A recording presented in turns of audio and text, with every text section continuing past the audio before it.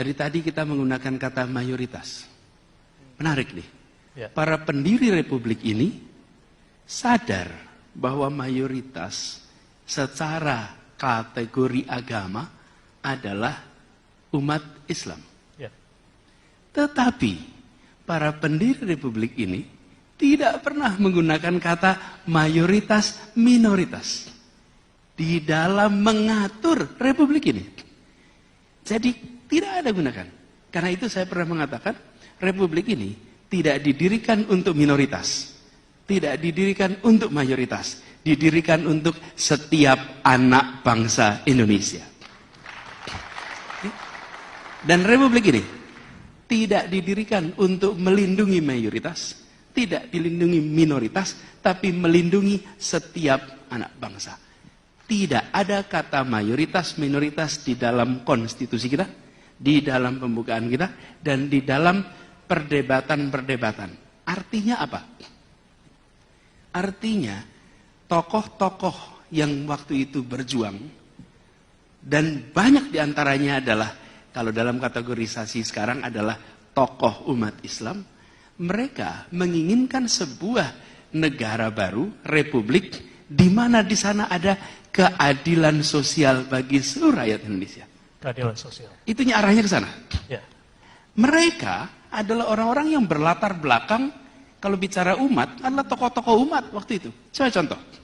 Tapi mereka tampilnya dengan gagasan untuk bangsa. Walaupun mereka tahu secara kualifikasi mereka mayoritas. Bahasa yang mereka gunakan adalah bahasa keadilan untuk semua dan representasi kebangsaan. Agus Salim kurang apa kalau ditanya tokoh keislamannya? Tokoh syarikat Islam.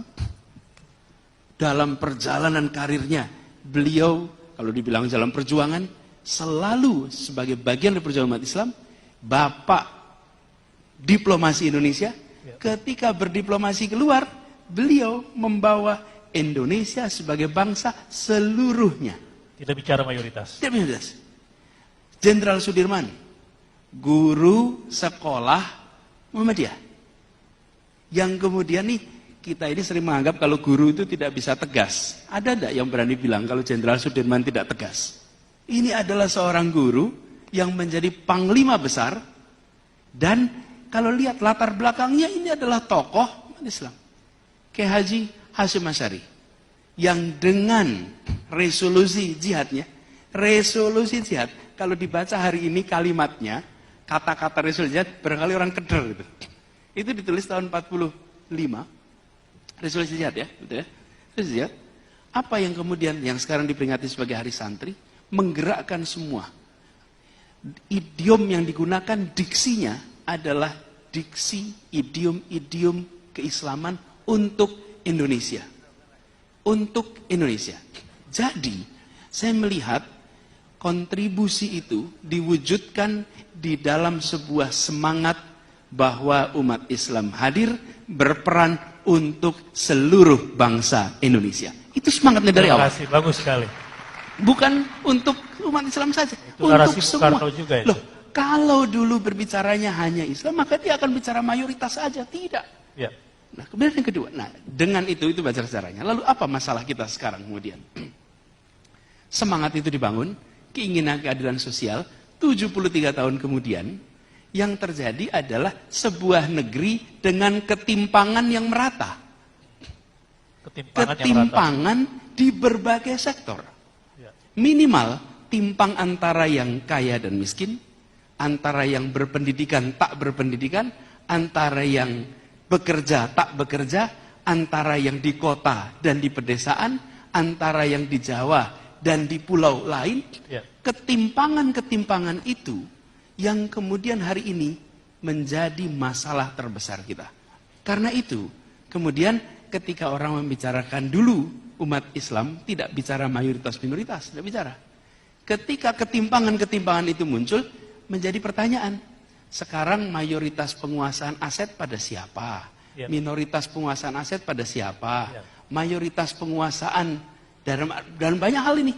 Jadi pertanyaan, dari sisi jumlah dalam artian orang, dan dari sisi jumlah dalam artian penguasaan ekonomi jadi masalah. Ya. Nah, di sini menurut saya fokus kita adalah kembali ke titik azimatnya, yaitu ketika Republik didirikan semangatnya menghadirkan keadilan sosial. Nah, lalu ada gangguan nih dikit, yang tadi dikatakan kalau pembangunan itu ada 3, bangun politik, bangun ekonomi, dan bangun hukum. Yang satu adalah bangunan ekonomi, satu demokrasi, yang satu rule of law. 2 kita sudah ada, ekonomi udah, demokrasi sudah. Nah, PR kita terbesar ini kepastian hukum. Ini yang kemudian implikasinya pada persoalan-persoalan seperti kriminalisasi, seperti ada proses-proses. Kenapa? Karena kepastian hukum. Kira-kira itu, Ustaz. Terima kasih, Pak Anies.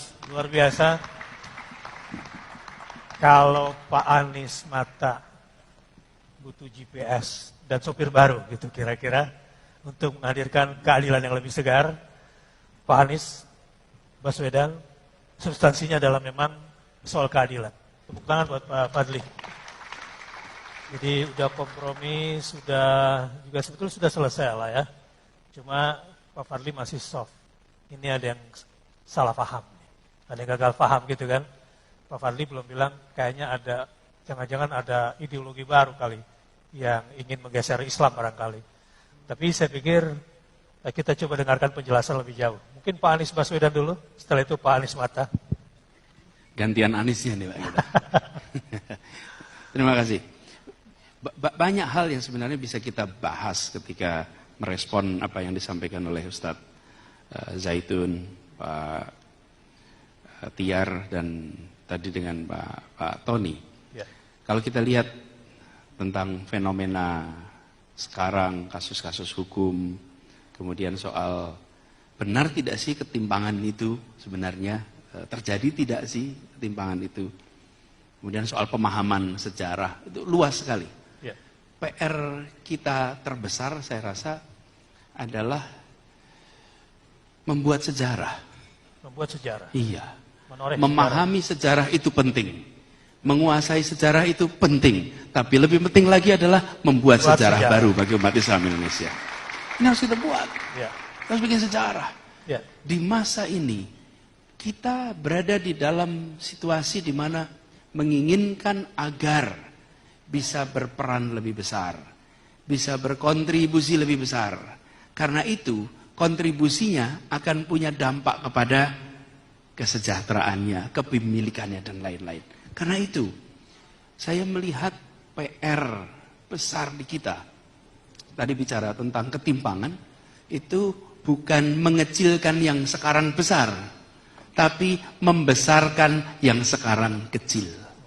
Di situ yang harus kita lakukan. Yang sudah besar, besar. Loh, itu bisa berperan seluruh dunia kok.